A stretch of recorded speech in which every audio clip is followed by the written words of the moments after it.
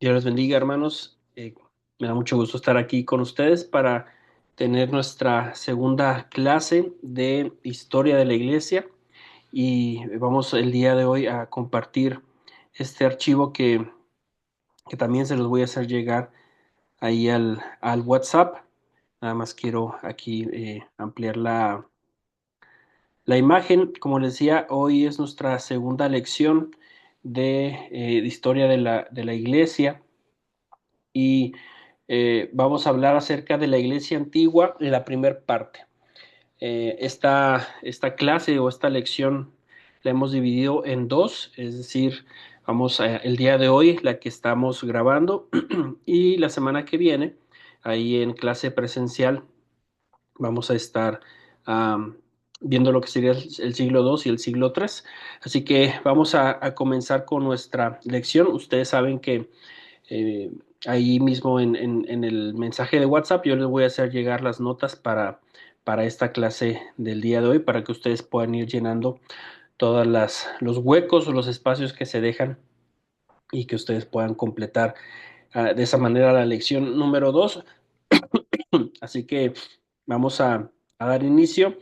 Y desde los inicios del cristianismo hasta que Constantino les puso fin a las persecuciones, como lo vemos en el Edicto de Milán, como lo vamos a llegar a ver en el Edicto de Milán en el año 313. Este fue un periodo, el que estamos hablando al día de hoy de la Iglesia antigua, fue un periodo formativo que marcó pauta para toda la historia de la Iglesia. De hecho, hasta el día de hoy seguimos viviendo bajo la manera en que influyó este periodo. Seguimos viviendo ciertas cosas, seguimos tomando ciertas decisiones que tienen que ver precisamente con la manera en la que pues sucedió la historia en la iglesia, las decisiones que se tomaron y cada uno de los eventos que pasaron, cómo marcó ese inicio de la iglesia y cómo nos sigue marcando hasta el día de hoy. Desde los inicios del cristianismo hasta que Constantino les puso fin a todo eso, es que vemos precisamente el periodo que vamos a estar abarcando. Y para entender la historia del cristianismo, pues hay que saber algo acerca de ese trasfondo en el que la nueva fe, es decir, el cristianismo, caminó y fue estructurando su vida y sus doctrinas. Para empezar, tenemos que hacer como un pequeño resumen quizá de lo que también vimos la semana pasada y el judaísmo de Palestina, que es precisamente en donde nace, bajo esas tradiciones, bajo esa cultura, bajo esa religión, que es el judaísmo de Palestina, es donde precisamente comienza la iglesia cristiana. Pero ese judaísmo no era el que nosotros podemos ver en el Antiguo Testamento, no es el que analizamos a través de los profetas o a través de los libros de los reyes, sino que 300 años antes de que Cristo viniera al mundo, el imperio que estaba gobernando en ese entonces era el imperio de Alejandro Magno, el imperio griego, y había creado un vasto imperio que se extendía en todo Grecia, hasta Egipto y hasta las fronteras de la India. Si nosotros lo vemos ahí en este mapa que tenemos en la pantalla, aunque a este es un mapa del Imperio Romano, pues básicamente era el Imperio griego quizá un poquito más extendido en la parte sur. Y, y una de las consecuencias de este imperio y sus conquistas, pues fue precisamente el sector de lo que es Palestina, ¿no? Entonces, todo ese sector de lo que es Israel, toda esa zona de Macedonia, todos esos lugares de Asia, pues precisamente fueron también parte de este imperio griego. Y las consecuencias de esa conquista, pues fue precisamente el helenismo que mencionamos la semana anterior. Ese es el nombre que se le da a esa tendencia de combinar las culturas, es decir, la cultura griega que Alejandro Magno había traído con las culturas antiguas de aquellos lugares que han sido conquistados. Entonces, obviamente, en cada región, en cada lugar era algo particular, es decir, no era la misma cultura que había de combinación, de lo que pasaba, por ejemplo, en Egipto, en la Alejandría, con lo que vemos en Israel. Entonces, lo que hacía algo interesante al imperio griego era que tomaba su propia cultura y la mezclaba con o la combinaba con la cultura del lugar a donde estaba conquistando. Entonces, había, hablando de los judíos, hablando del judaísmo, pues había precisamente esta cultura ya combinada. No, no estamos hablando de los judíos tradicionales, quizá los que estaban viviendo en Jerusalén, en la zona de Judá, pero sí extendiendo un poco más el panorama o el horizonte, podemos encontrar a otras regiones en otros lugares de Israel en donde ya había esta mezcla, ¿no? Y muchos judíos pues estaban de acuerdo con que existiera esta mezcla o esta combinación de culturas. Entonces, eso es parte de lo que nosotros vemos en la iglesia del primer siglo y ahorita vamos a entenderlo un poquito más. A la muerte de Alejandro Magno, algunos de sus sucesores quedaron como dueños de Siria y Palestina, y contra ellos se rebelaron los judíos bajo la dirección de los macabeos. También esto es algo que vimos la semana pasada, y lograron después de esto un periodo breve de libertad hasta que viene entonces el Imperio Romano. Pero el Imperio Romano viene con ciertas ideas muy parecidas también a la cultura griega o a las formas en que la cultura griega se metía en los otros pueblos o en las otras culturas. Así que llega el Imperio Romano a partir del año 63 antes de Cristo, y Jesús y la Iglesia nacen bajo este Imperio Romano. En lo político, pues toda la cuenca del Mediterráneo era parte del Imperio Romano, que le había dado unidad a la región, como lo vimos en el mapa anterior. En cierto modo, esa unidad política facilitó la expansión del cristianismo, porque vemos, por ejemplo, pensando en Pablo, que es de estos pilares de la iglesia del primer siglo, vemos como Pablo fue en diferentes momentos a cumplir la labor de llevar el Evangelio como un misionero a diferentes lugares de lo que era el Imperio Romano, ¿no? Entonces vemos a Pablo en lugares como Macedonia, lo vemos en lugares como en Grecia, y lo vemos también posiblemente en Roma y más para allá, ¿no? Que era parte del plan que tenía de llevar el Evangelio hasta España. Entonces, el Imperio Romano facilitaba a que el propio cristianismo, el Evangelio mismo, llegara hasta aquellos lugares, pero también era como una espada de doble filo, porque por un lado, beneficiaba en el sentido que el Evangelio y el cristianismo se expandiera, que llegara a más lugares, pero también estaba la amenaza al cristianismo, que era la mezcla de religiones, ¿no? Esta mezcla famosa que ya venía desde los griegos, que incluso los judíos mezclan un poco del helenismo, perdón, del griego, de la cultura griega y las tradiciones griegas con las judías, y los romanos tenían la misma idea, la misma filosofía. Entonces, había mucho sincretismo en ese sentido. Los propios cristianos de este primer siglo pues tenían ese peligro, ¿no? De estar mezclando lo que ellos querían, lo que ellos creían y sus propias tradiciones con lo que veían con el Evangelio. Incluso nosotros lo podemos ver a través de ciertas cartas, sobre todo el apóstol Pablo, ¿no? Cómo se ven esas ideas, esas tradiciones que tenían los hermanos de aquellas iglesias, y cómo al final de cuentas pues era un peligro eso para la iglesia, ¿no? Una mezcla de cultura, y que al final también era una mezcla de filosofías. Entonces, en ese sentido, pues era el peligro que tenía la iglesia del primer siglo. Dice aquí una cita de Justo González: el libro de Hechos nos da a entender que hubo desde los inicios una fuerte iglesia en Jerusalén. Sin embargo, después de sus primeros capítulos, ese mismo libro nos dice muy poco acerca de la historia de aquella comunidad original. Esto se entiende, pues el propósito del autor de Hechos no es escribir toda una historia de la iglesia, sino más bien mostrar cómo, por obra del Espíritu Santo, la nueva fe fue extendiéndose hasta llegar a la capital del imperio.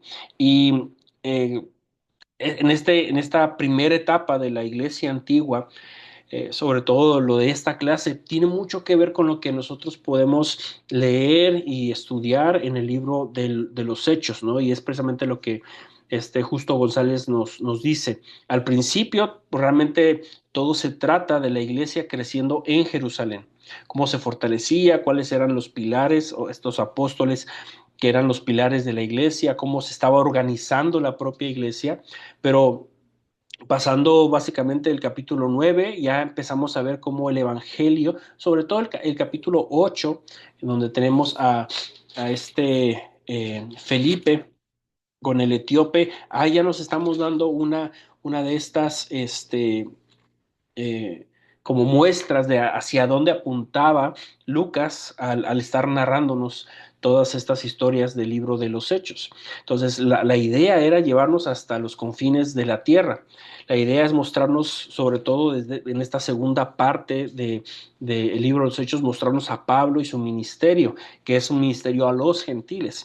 Entonces, esa es más o menos la forma en la que se fue desarrollando la iglesia de este primer siglo, muy centrada al principio en la iglesia de Jerusalén, pero con mucha rapidez vemos cómo se fue extendiendo y ya digamos, el enfoque de la narrativa en el libro de los Hechos ya no es la iglesia de Jerusalén, sino que empieza a ser la iglesia que va llegando a diferentes lugares en Asia Menor, en Grecia, y así en Macedonia y así sucesivamente, ¿no? Entonces, eso es algo que muy interesante acerca de la iglesia del primer siglo. La primera y más importante tarea del cristianismo ni siquiera era en un sentido como de tratar de extender el evangelio, ¿no? Quizá la tarea más importante era definirse su propia naturaleza ante el judaísmo del cual pues surge, ¿no? Porque como sabemos, los primeros discípulos, los apóstoles de Jesús, pues eran judíos todos, el mismo Señor Jesús viene de esa descendencia, así que tenían que definirse. Vemos en el Nuevo Testamento buena parte del contexto en que tuvo lugar esa definición, que fue la misión a los gentiles, pero aún así la iglesia, cuando estaba comenzando, pues se tenía que definir en varias situaciones. Esta es una historia que conocemos principalmente por el Nuevo Testamento. Allí vemos especialmente en las cartas de Pablo y en el libro de los Hechos el reflejo de las difíciles decisiones que la iglesia tuvo que tomar en sus primeras décadas. Y quizá unas preguntas de las que iban surgiendo mientras más convertidos aparecían en las iglesias, pues era como las preguntas que tenemos aquí. ¿Sería el cristianismo una nueva secta dentro del judaísmo? Es decir, es el judaísmo pero con otras enseñanzas extra y con unas enseñanzas que el mismo judaísmo no está de acuerdo, pero al final de cuentas viene del judaísmo como tal, viene de toda esta idea del judaísmo. Se abriría a los gentiles, los propios cristianos, los nuevos cristianos, eh, judíos, estaban preguntándose entre ellos mismos, bueno, y el Evangelio también va a ser para los gentiles, y vemos ciertas situaciones en Hechos, precisamente esta disputa que tenían los propios apóstoles y la iglesia misma, ¿no? Vemos al apóstol Pedro dándose cuenta con Cornelio que realmente el Evangelio también era para los gentiles. Vemos el concilio de Jerusalén en el capítulo 15, en donde realmente se nota esta situación, ¿no? Como había ciertas dudas de la propia iglesia y tenían que hacer estas reuniones como iglesia para saber qué es lo que estaba sucediendo. Otra pregunta sería, ¿cuánto del judaísmo tendrían que aceptar los gentiles conversos? Conversos, es decir, cuánto de las tradiciones del judaísmo tenían que adoptar los propios cristianos gentiles y si era correcto que ellos las hicieran, si era como una ley que ellos lo practicaran y preguntas así, ¿no? Ellos iban, o la iglesia iba tomando en cuenta y teniendo que hacer algo para tratar de responder esas preguntas. Entonces, dominaron la vida de la iglesia en las primeras décadas este tipo de preguntas que se hacía la propia iglesia. Un ejemplo de esto lo vemos en el conflicto que hubo en Hechos 6:1. Bueno, voy a leer el pasaje y creo que la mayoría de nosotros recordamos la situación. Dice, en aquellos días, como creciera el número de los discípulos, hubo murmuración de los gentiles contra los hebreos de que las viudas de aquellos eran desatendidas en la distribución diaria. Y este era un problema que había, porque pareciera precisamente que había como una distinción. Ahora, no estamos aquí hablando, porque esa quizás sería lo que nosotros, la conclusión a la que llegaríamos, ¿no?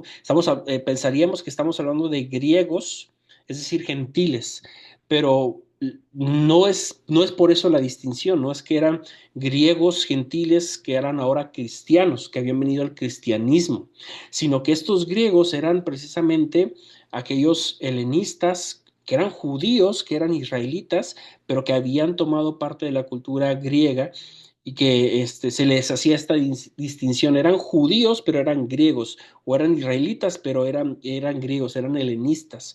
Y los hebreos eran, digamos, esta parte de la sociedad judía que se mantenía en sus raíces, en sus creencias, en sus filosofías.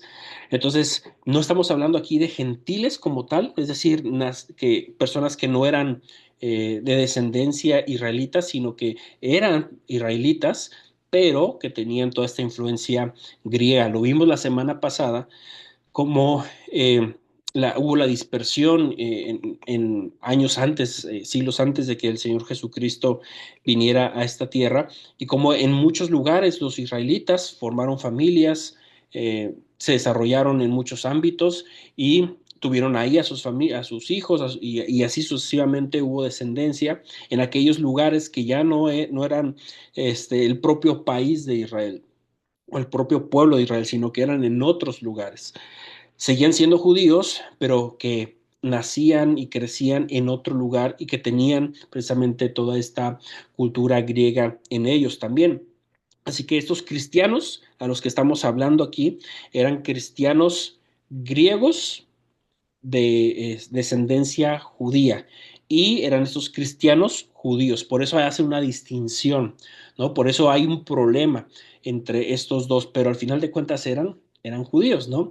Y la solución al final al problema fue precisamente poner a 7 hombres que si nosotros vemos los nombres de aquellos hombres que fueron elegidos, ¿no? Como dice ahí en el verso 2 en adelante, dice, entonces los 12 convocaron a la multitud de los discípulos y dijeron, no es justo que nosotros dejemos la palabra de Dios para servir a las mesas.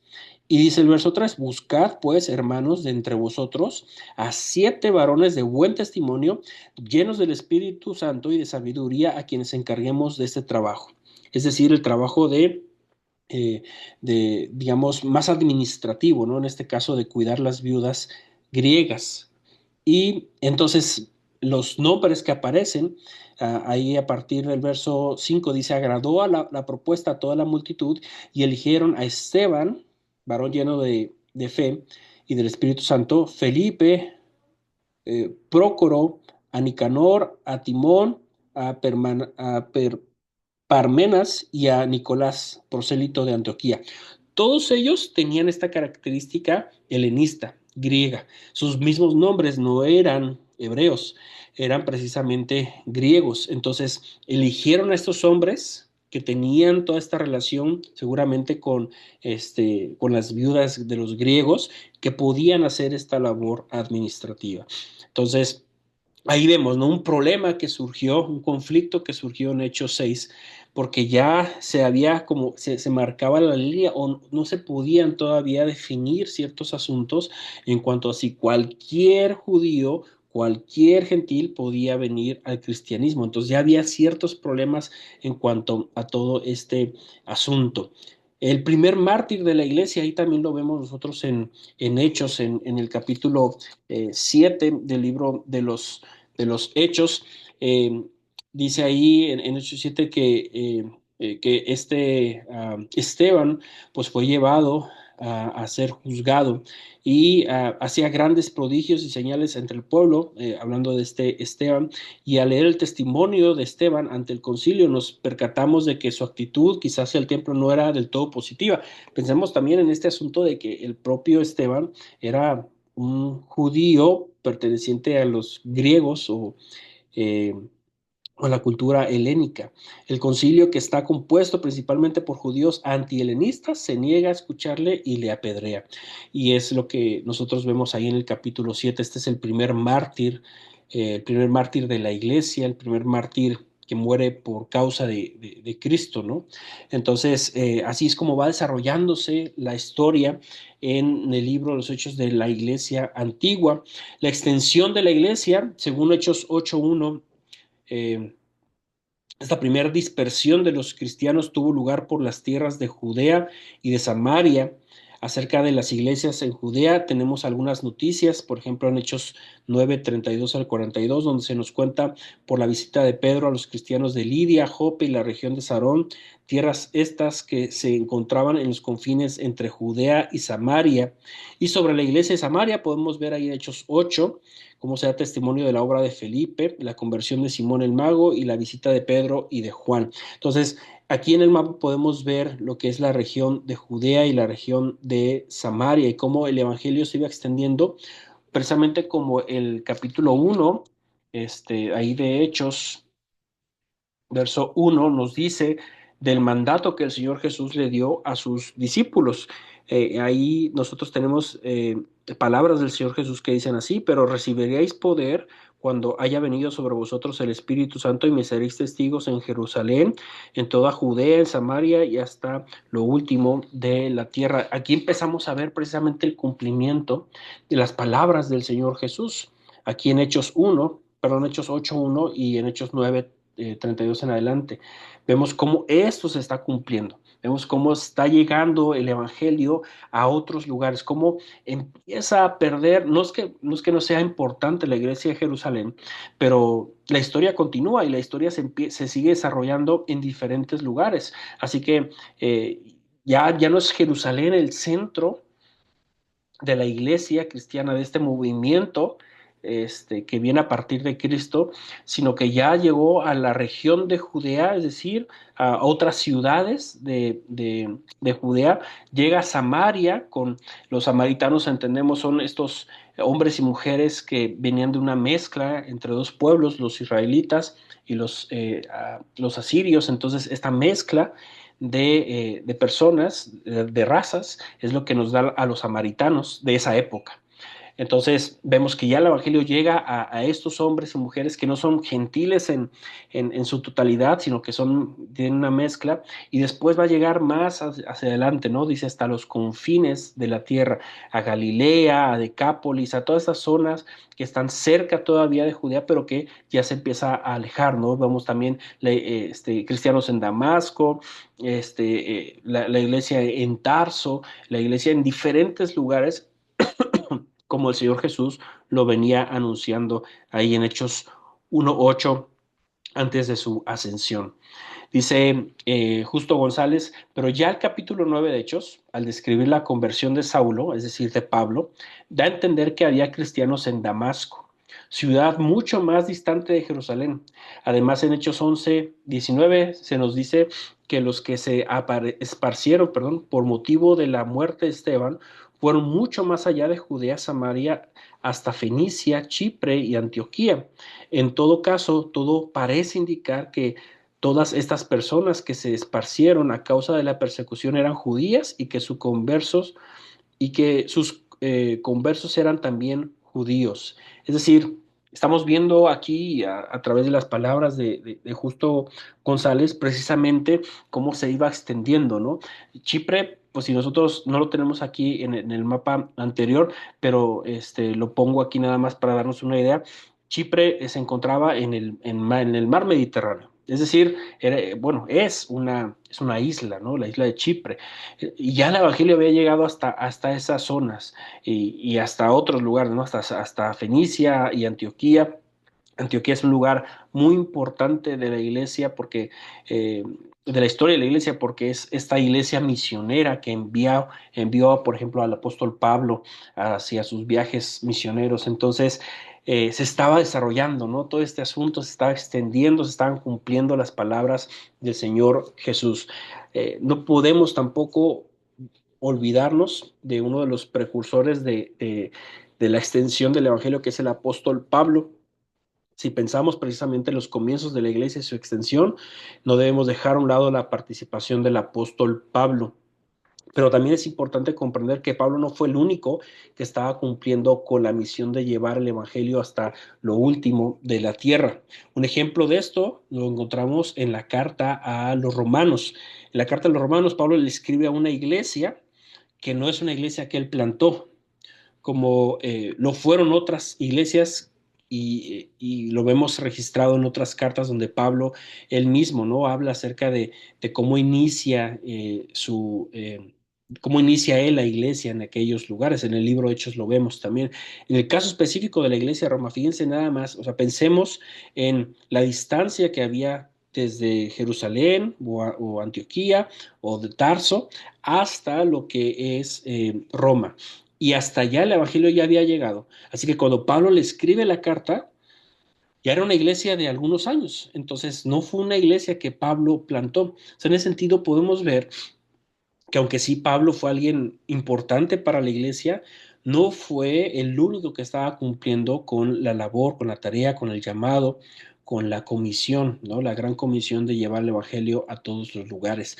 Dice Justo González, puesto que la obra de Pablo y sus escritos ocupan buena parte del Nuevo Testamento, siempre corremos el riesgo de olvidar que al mismo tiempo que Pablo llevaba a cabo sus viajes misioneros, había muchos otros dando testimonio del evangelio por diversas partes de la cuenca del Mediterráneo. Entonces, vemos esto, ¿no? Algo muy particular precisamente que estaba sucediendo con la iglesia era que no es un movimiento de un hombre, sino es el movimiento del Espíritu Santo a través de muchos hombres y muchas mujeres que estaban siendo testimonio para llevar el Evangelio a diferentes lugares. Eh, esta parte también debe ser importante que nosotros la tomemos en cuenta y que lo vemos registrado en el libro de los Hechos, es el martirio de los apóstoles. El Nuevo Testamento no nos dice qué fue de la mayoría de los apóstoles. Hechos nos cuenta solamente la muerte de Jacobo, el hermano de Juan, pero el propio libro Hechos nos deja en supuesto, al terminar, en suspenso, perdón, al terminar diciendo que Pablo estaba predicando libremente en Roma. ¿Qué fue entonces? No solo de Pablo, sino también de los demás apóstoles.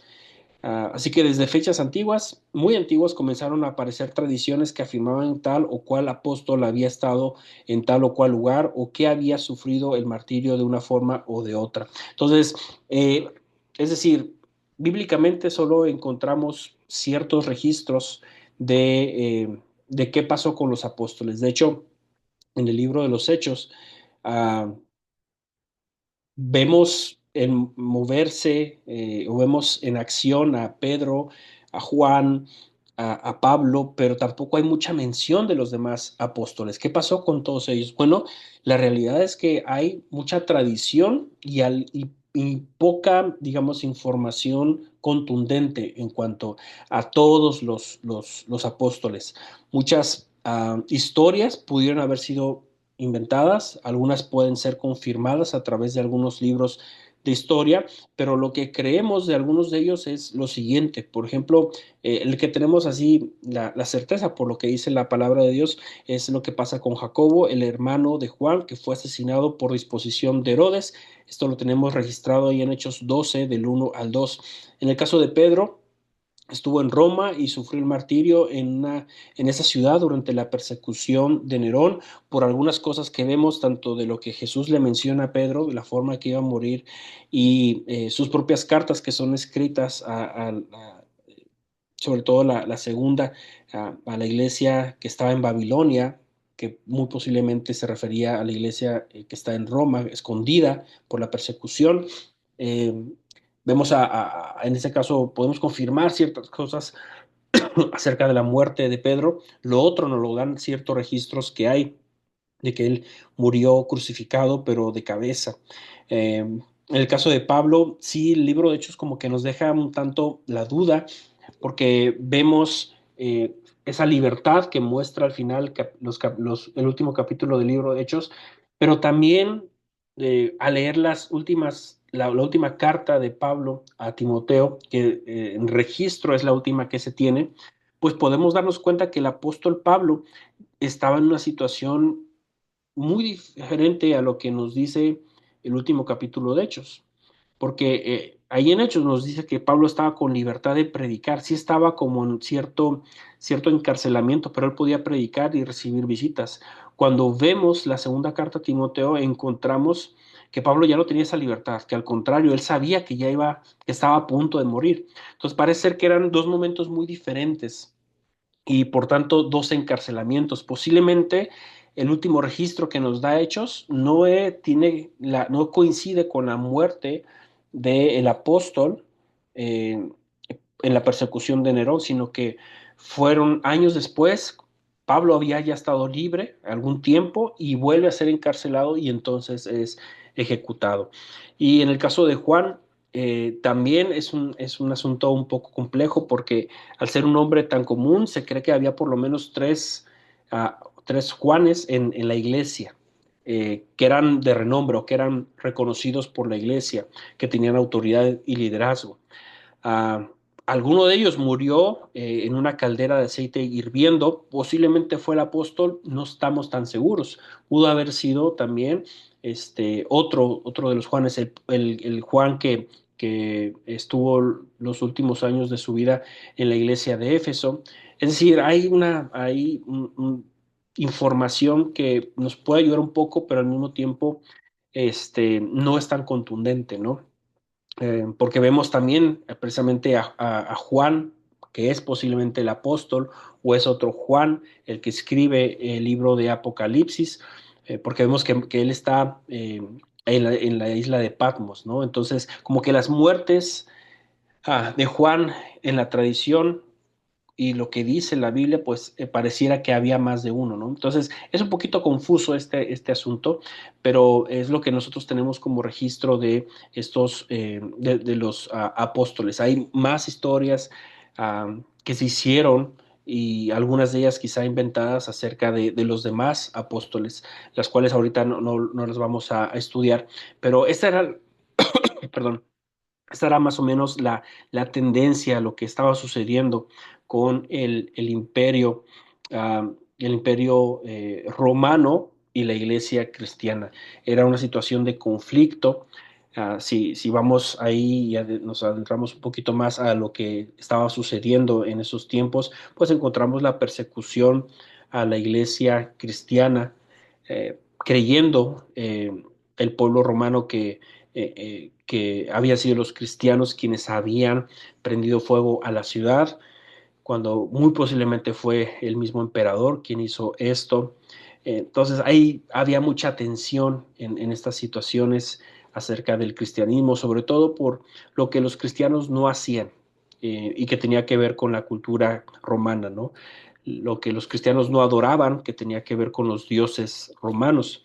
Entonces, todo esto hacía crecer esta tensión y que, aunque en algunos momentos parecía como que iba a menguar la persecución, de repente se volvía a disparar esa persecución. Entonces, el primer siglo, básicamente lo que encontramos es que la iglesia va creciendo, va desarrollándose, va asentando bases, tanto teológicas, como filosóficas, como también en el asunto de sus reuniones, va creando tradiciones para su propio desarrollo, pero también encontramos la opresión del enemigo, en este caso, primero el judaísmo, o primero los líderes judíos y después el imperio romano. Entonces, básicamente esto es lo que tenemos con la iglesia en el primer siglo. Hay varios otros datos que podríamos estar analizando, pero también vamos a dejar un poco para la siguiente clase de la siguiente semana. Entonces, bueno,